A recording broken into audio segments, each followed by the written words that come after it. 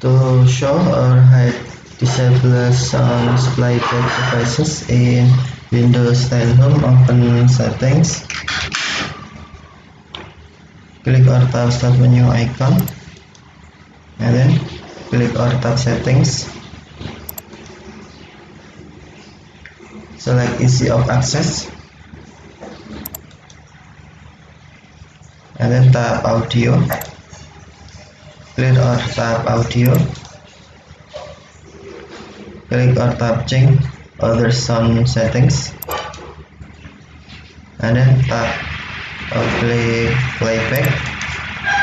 Right click on a playback device area, and then to show disable device, check show disable device, or to disable and check show disable device. To hide and check show disable device, check to show or uncheck to hide.